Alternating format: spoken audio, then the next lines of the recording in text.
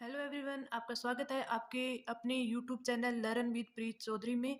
हम पढ़ रहे थे राजस्थान की ज्योग्राफी और जिसमें हमारा टॉपिक कंप्लीट हो चुका है राजस्थान की जनगणना और हमने उसके क्वेश्चंस आंसर भी कर लिए हैं।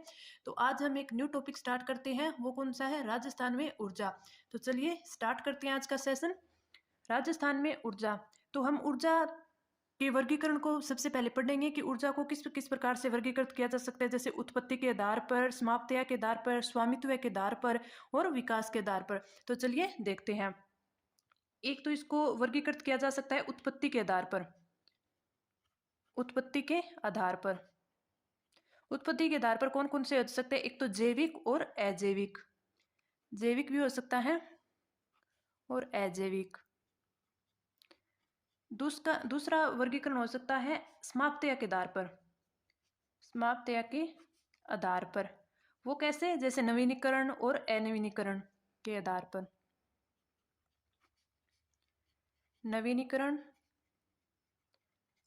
और अनवीनीकरण। अनवीनीकरण। तीसरा हो सकता है स्वामित्व के आधार पर। स्वामित्व के आधार पर। स्वामित्व के आधार पर।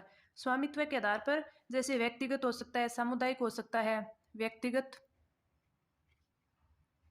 व्यक्तिगत, सामुदायिक, सामुदायिक, राष्ट्रीय, राष्ट्रीय और अंतर्राष्ट्रीय। अंतर्राष्ट्रीय। और एक हो सकता है विकास के आधार पर। विकास के आधार पर। विकास के आधार पर इसमें कौन कौन हो सकता है? एक संभावित, संभावित और विकसित और भंडार, जिसके में भंडार उपलब्ध हो चुके हैं, और एक भंडार कोष। भंडार कोष। तो इन टर्म्स को एक बार हम देख लेते हैं कि राजस्थान में ऊर्जा है वो किस किस प्रकार से पाई जा सकती है। उत्पत्ति के आधार पर जैसे जैविक ऊर्जा होती है, अजैविक ऊर्जा होती है। फिर समाप्तिया के आधार पर कि जिस जो है वो उपयोग में लेने के बाद समाप्त हो जाएगी, वो तो हो जाएगी। अनवीनीकरण, जिसका नवीनीकरण होगा ही नहीं। वो एक होगी नवीनीकरण, जिसको अगर जैसे सौर ऊर्जा है तो वो नवीनीकरण है। ठीक है। फिर है स्वामित्व के आधार पर। स्वामित्व के आधार पर व्यक्तिगत हो सकती है, सामुदायिक हो सकती है, राष्ट्रीय, अंतर्राष्ट्रीय हो सकती है। फिर विकास के आधार पर। विकास के आधार पर कौन कौन सी? संभावित हो सकती है, विकसित हो सकती है, भंडार हो सकती है और भंडार कोष हो सकती है। तो हम इन टर्म्स को देख लेते हैं। जैसे विकसित संसाधन। विकसित संसाधन कौन कौन से हो सकते हैं? वे संसाधन जिनका सर्वेक्षण किया जा चुका है और उपयोग की गुणवत्ता भी उनकी निर्धारित हो चुकी है। जैसे सोना हो गया, सोना हो गया, चांदी हो गया, लोहा हो गया, लोहा हो गया। तो ये किस में आ जाएंगे? ये विकसित में आ जाएंगे। फिर भंडार है। भंडार भी होंगे जो पर्यावरण में उपलब्ध वे पदार्थ जिनकी मानव को आवश्यकता है और उनकी मानव की आवश्यकताओं की पूर्ति भी हो सकती है, लेकिन तकनीकी के अभाव के कारण है वो अभी तक हमारी पहुंच से दूर है। तो वो कौन से हो गए? भंडारण जिनका भंडार हो गया। जैसे देखते हैं ना कि वहाँ पे सोने के भंडार मिले हैं, वहाँ पे चांदी के भंडार मिले हैं, लेकिन उनका खनन तो अभी नहीं हो रहा ना। तो वही प्रकार है कि वो जिससे हमारी पहुंच से दूर है अभी तक, पर भविष्य में वो हमें उपलब्ध हो जाएंगे। फिर भंडार कोष। भंडार कोष वो भंडार का ही पार्ट होता है, लेकिन उसमें भी है कि तकनीकी ज्ञान से हम उन चीज़ों तक पहुंच पा रहे हैं और अगर भविष्य में वो ज़्यादा यूज में भी आ जाएंगे। जैसे बांधों से पानी है, बांधों में पानी, तो बांधों के पानी से हम लाइट भी बना सकते हैं, उसका यूज भी ले सकते हैं। तो बांधों के पानी का यूज तकनीक के उपयोग से ही हम ले सकते हैं। तो भंडारकोष में कौन से आते हैं? बांधों में पानी आते हैं। अब देख लेते हैं नवीनीकरण ऊर्जा। नवीनीकरण ऊर्जा। नवीनीकरण को गैर परंपरागत भी बोलते हैं। गैर परंपरागत, परंपरागत ऊर्जा भी बोलते हैं। इसमें कौन कौन से आ जाएंगे? नवीनीकरण जिसको एक बार यूज में ले लिया है तो उसको दोबारा भी यूज में लिया जा सकता है। जैसे पवन ऊर्जा, पवन ऊर्जा हो गई, सौर ऊर्जा हो गई, सौर ऊर्जा हो गई, और बायोगैस हो गई। बायोगैस। बायोगैस में कौन सी आ जाए? जानवरों के मल मूत्र से जो गैस को उत्पन्न किया जा सकता है वो बायोगैस। और बायोमास आ जाए, बायोमास। ये कौन सी होगी? ये होगी जैसे कचरा, कचरे से उत्पन्न की जाए। सरसों और चावल के भूसे से, सरसों व चावल की भूसी से बने। और बायोमास हो गई फिर ज्वारीय ऊर्जा। ज्वारीय ऊर्जा ये किससे बनती है? समुद्र में ज्वार भाटा से। समुद्र में ज्वार भाटा से उत्पन्न होती है। फिर भूतापीय ऊर्जा। भूतापीय ऊर्जा ये किससे बनती है? जो पृथ्वी से मेग्मा निकलता है ना, गर्म मेग्मा निकलता है उससे। पृथ्वी से निकले गर्म मेग्मा से, निकले गर्म मेग्मा से, मेग्मा से। तो नवीनीकरण ऊर्जा या गैर परंपरागत ऊर्जा कौन सी होगी? पवन ऊर्जा, सौर ऊर्जा, बायोगैस, बायोमास, ज्वारीय ऊर्जा और भूतापीय ऊर्जा। अब देख लेते हैं अनवीनीकरण। अनवीनीकरण ऊर्जा इसे क्या बोलेंगे? परंपरागत भी बोलेंगे। परंपरागत ऊर्जा वो ऊर्जा जिसका एक बार यूज कर लिया तो उसके बाद उसका यूज नहीं किया जा सकता। जैसे ताप विद्युत, ताप विद्युत, थर्मल पावर, थर्मल पावर, या फिर आणविक विद्युत, आणविक विद्युत। तो इसका एक बार यूज करने के बाद, जैसे कोयला है, कोयले से अपना ऊर्जा बनाते हैं तो वो कोयला एक बार नष्ट हो जाता है, उसके बाद वो दूसरा कोयला ही हम यूज में ले सकते हैं, वो ही हमारे यूज में नहीं आ सकता। तो अनवीनीकरण परंपरागत ऊर्जा कौन सी होगी? ताप विद्युत, थर्मल पावर और आणविक विद्युत। अब हम पढ़ते हैं राजस्थान में ऊर्जा, यानी कि स्वतंत्रता के समय राजस्थान में कितनी ऊर्जा का उत्पादन होता था, आज कितना होता है, ये सब हम पढ़ेंगे। तो स्वतंत्रता के समय, स्वतंत्रता के समय राजस्थान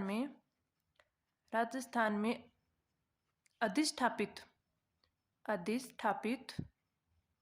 ऊर्जा कितनी थी? अधिष्ठापित क्षमता ऊर्जा की वो कितनी थी? वो थी 13.27 मेगावाट थी। और वर्तमान में कितनी है? वर्तमान में 100% शहरों एवं गांवों में ऊर्जा यानी बिजली पहुंच चुकी है। गांवों में विद्युत पहुंच चुकी है। और दिसंबर 2021 तक राज्य में अधिष्ठापित क्षमता वो कितनी है? वो है 23,321.40 मेगावाट। तो दिसंबर 2021 तक कितनी है? 23,321.40 मेगावाट। अब देखते हैं कि राजस्थान में ऊर्जा का उत्पादन कौन सी कंपनियां, कौन सी संस्था करती है, फिर उसका प्रसारण और वितरण कौन कौन सी कंपनियां करती है, तो वो देखते हैं। तो पहले पढ़ते हैं राजस्थान राज्य विद्युत बोर्ड।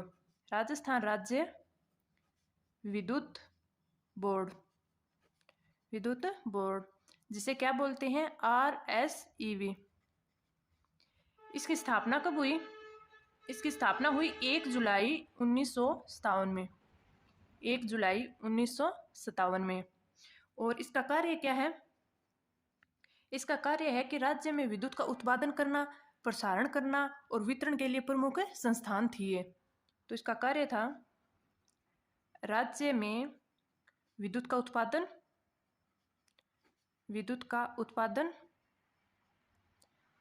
और प्रसारण और वितरण के लिए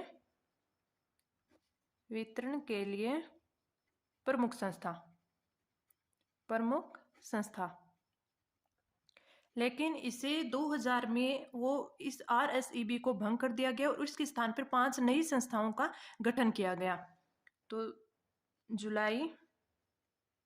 19 जुलाई 2000 में RSEB को भंग कर 5 नई संस्थाओं का गठन किया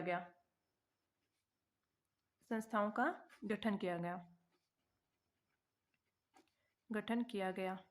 वो कौन कौन सी थी? वो थी एक तो RVPNL, RVUNL और जयपुर विद्युत वितरण निगम, अजमेर विद्युत वितरण निगम और जोधपुर विद्युत निगम। तो वे थी राजस्थान राज्य विद्युत विद्युत उत्पादन निगम लिमिटेड, निगम लिमिटेड। दूसरी कौन सी थी? राजस्थान विद्युत प्रसारण, विद्युत प्रसारण निगम लिमिटेड, निगम लिमिटेड। तीसरी कौन सी थी? जयपुर विद्युत वितरण, विद्युत वितरण निगम लिमिटेड, निगम लिमिटेड। और फोर्थ कौन सी थी? अजमेर विद्युत वितरण, विद्युत वितरण निगम लिमिटेड। और पांचवी कौन सी थी? जोधपुर, जोधपुर विद्युत वितरण निगम लिमिटेड। तो 19 जुलाई 2000 को RSEB को भंग कर दिया गया और उसके स्थान पर 5 नई संस्थाओं का गठन किया गया। क्यों किया गया? कि राजस्थान में विद्युत को सुचारू रूप से उसका प्रसारण किया जा सके और इसका वितरण किया जा सके, इसलिए 5 नई संस्थाओं का गठन किया गया। कौन कौन सी? राजस्थान राज्य विद्युत उत्पादन निगम लिमिटेड, जिसे क्या बोलते हैं? जिसे बोलते हैं RVUNL। और राजस्थान विद्युत प्रसारण निगम लिमिटेड, जिसे क्या बोलते हैं? RVPNL। और जयपुर विद्युत वितरण निगम और अजमेर विद्युत वितरण निगम लिमिटेड, जोधपुर विद्युत वितरण निगम लिमिटेड। और बजट 2021 में एक और कृषि विद्युत निगम लिमिटेड बनाने की घोषणा की गई थी। बजट 2021-22 में कृषि विद्युत निगम लिमिटेड, निगम लिमिटेड बनाने की घोषणा की गई, घोषणा की गई। अब इन पांचों को एक एक करके पढ़ते हैं कि कौन सी संस्था काम पे है, क्या काम करती है और उसके अंडर में कौन सा क्षेत्रफल और कौन सा एरिया आता है। तो स्टार्ट कर। फर्स्ट है राजस्थान राज्य विद्युत उत्पादन निगम लिमिटेड, राजस्थान राज्य विद्युत उत्पादन निगम लिमिटेड, निगम लिमिटेड, जिसे क्या बोलते हैं? RVUNL। और इसकी स्थापना कब हुई? स्थापना हुई 19 जुलाई 2000 में, 19 जुलाई 2000। काम पे हुई जयपुर में, जयपुर में। और इसका कार्य क्या होगा कि राज्य के स्वामित्व वाले विद्युत संयंत्रों भी, राज्य के स्वामित्व में जितने भी विद्युत संयंत्र आते हैं उनका संचालन करना, उनका रख रखाव करना, ये इसके कार्य हैं। तो कार्य राज्य के स्वामित्व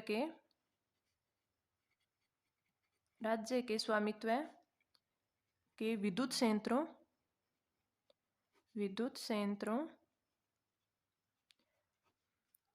का संचालन करना और रख रखाव करना, संचालन तथा रख रखाव की प्रमुख संस्था।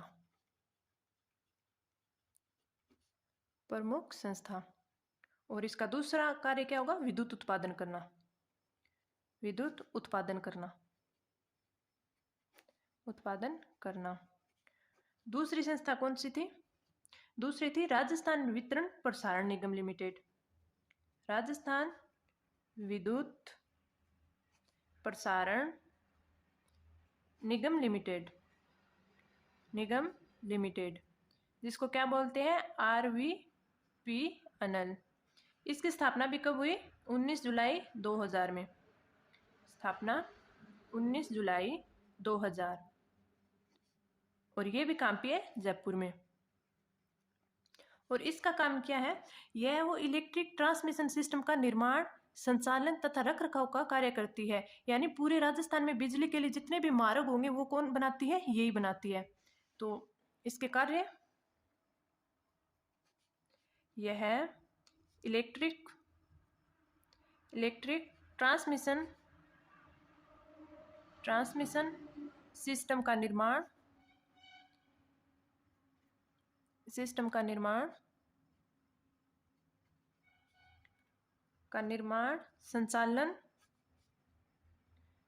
संचालन तथा रख रखाव रख रखाव है वो यही करती है। कौन करती है? RVPNL। और पूरे राजस्थान में बिजली के लिए मार्ग प्रदान करती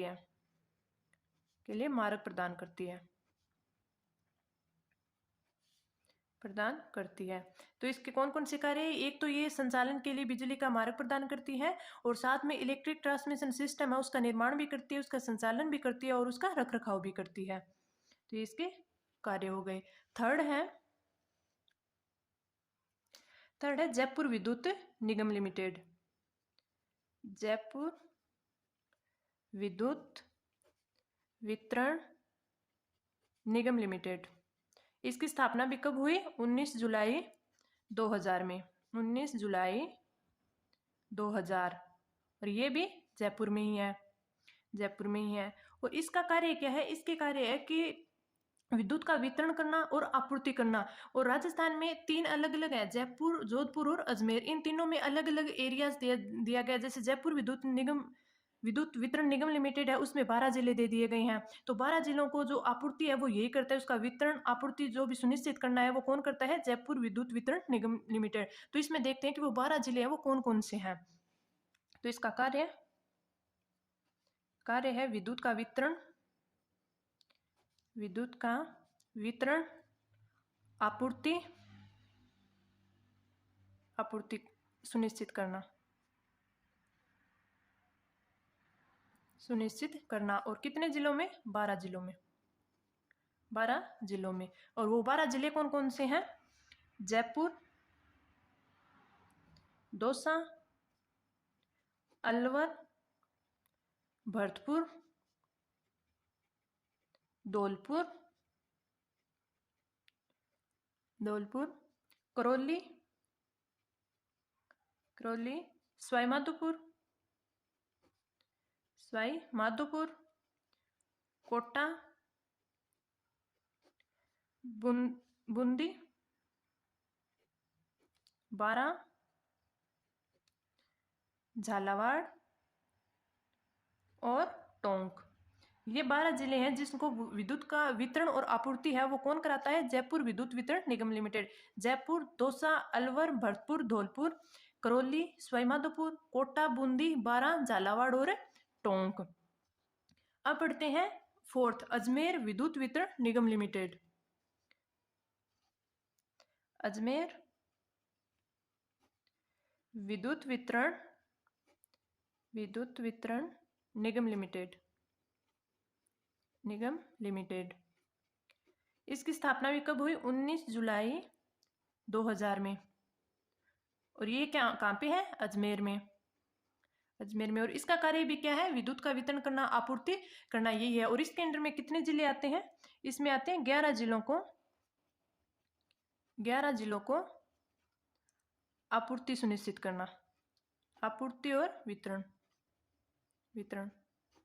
तो अजमेर विद्युत वितरण है वो 11 जिलों में आपूर्ति करती है। वो 11 जिले देख लेते हैं कौन कौन से हैं। 11 जिलों में कौन कौन से हैं? राजसमंद, चित्तौड़गढ़,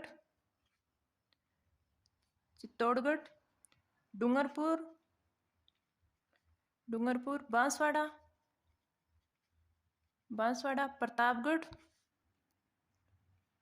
प्रतापगढ़, उदयपुर, अजमेर। दक्षिणी क्षेत्र का सभी जिले आ जाते हैं इसमें। अजमेर, भीलवाड़ा, नागौर और सीकर और झुंझुनू। तो ये 11 जिले हैं वो अजमेर विद्युत वितरण निगम लिमिटेड में आते हैं। राजसमंद, चित्तौड़गढ़, डूंगरपुर, बांसवाड़ा, प्रतापगढ़, उदयपुर, अजमेर, भीलवाड़ा, नागौर, सीकर और झुंझुनू। अगर आपको हमारी वीडियो अच्छी लगे तो लाइक कीजिए, चैनल को सब्सक्राइब कीजिए और कमेंट्स भी कीजिए। आपको यहाँ पे जो भी टॉपिक करवाए जा रहे हैं वो पूरी डिटेल में करवाए जा रहे हैं। एग्जाम में इन टॉपिक से जो भी क्वेश्चन आएंगे वो हमारे दिए हुए कंटेंट से एक भी क्वेश्चन बाहर नहीं होगा, क्योंकि ये इतना कंटेंट है वो बहुत कम जगह करवाया जा रहा है। तो आप निश्चित रहिए और पूरा पढ़िए, एग्जाम में एक भी क्वेश्चन है वो इससे बाहर नहीं होगा। अगला देखते हैं 5 नंबर, जोधपुर विद्युत वितरण निगम लिमिटेड। जोधपुर विद्युत वितरण निगम लिमिटेड। इसकी स्थापना भी कब हुई? स्थापना 19 जुलाई 2000 में। और इसका काम भी वही है, विद्युत की आपूर्ति करना और वितरण करना। पर ये कितने जिलों में करती है? 10 जिलों में। 10 जिलों में विद्युत की आपूर्ति और वितरण, आपूर्ति तथा वितरण। वे 10 जिले कौन कौन से हैं? गंगानगर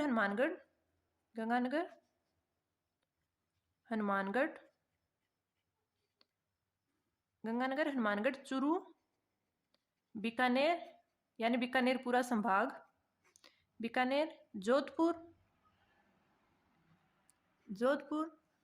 जैसलमेर,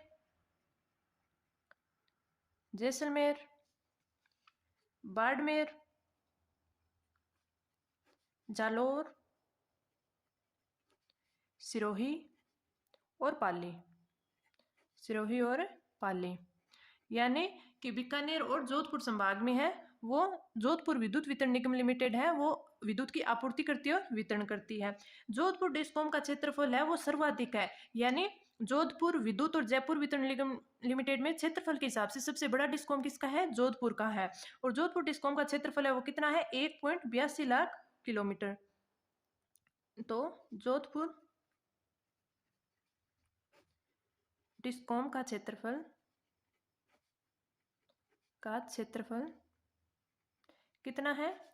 1.82 लाख किलोमीटर। पश्चिमी राजस्थान में पूरे में लगभग यही जोधपुर विद्युत वितरण निगम लिमिटेड ही विद्युत की आपूर्ति करवाती है। अर्थात सर्वाधिक क्षेत्रफल वाला डिस्कॉम है ये डिस्कॉम। और जोधपुर डिस्कॉम का क्षेत्रफल है वो गुजरात के क्षेत्रफल के लगभग बराबर है और पंजाब के क्षेत्रफल का 3 गुना है। तो गुजरात के क्षेत्रफल के बराबर तथा पंजाब के क्षेत्रफल से 3 गुना। पंजाब के क्षेत्रफल से 3 गुना है, 3 गुना क्षेत्रफल है, 3 गुना है। और यह सर्वाधिक क्षेत्रफल को विद्युत आपूर्ति करने वाला निगम है। यह सर्वाधिक क्षेत्रफल को विद्युत आपूर्ति करने वाला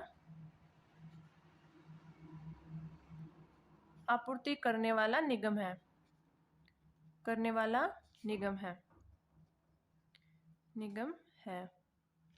क्षेत्रफल के आधार पर विद्युत वितरण निगम। क्षेत्रफल के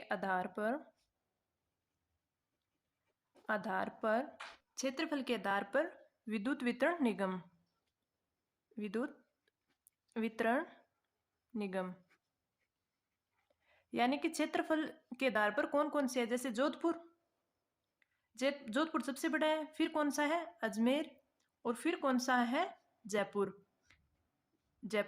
लेकिन जोधपुर में जिले देखें तो इसमें 10 ही आते हैं, अजमेर में 11 आते हैं और जयपुर में 12 आते हैं। लेकिन क्षेत्रफल के हिसाब से देखिए कि जोधपुर है वो ज़्यादा क्षेत्रफल में विद्युत की आपूर्ति करवाता है, फिर अजमेर करवाता है और फिर जयपुर करवाता है। आज की वीडियो में हम इतना ही पढ़ेंगे। अगली वीडियो में हम थर्मल पावर प्लांट के बारे में पढ़ेंगे। वे कौन कौन से पावर प्लांट है वो राज्य सरकार के हैं, कौन से केंद्र सरकार के हैं, कौन से हैं वो संयुक्त रूप से है, और प्राकृतिक गैस आधारित पावर प्लांट कौन से है, कोयला गैस आधारित पावर प्लांट कौन से है। तो ये सब हम कल पढ़ेंगे। तो आज के लिए इतना ही। आपको वीडियो अच्छी लगी तो लाइक कीजिए, कमेंट कीजिए, चैनल को सब्सक्राइब कीजिए। इसकी PDF पाने के लिए आप हमारे टेलीग्राम ग्रुप लर्न विद प्रीत चौधरी को जरूर ज्वाइन कीजिए। Thank you.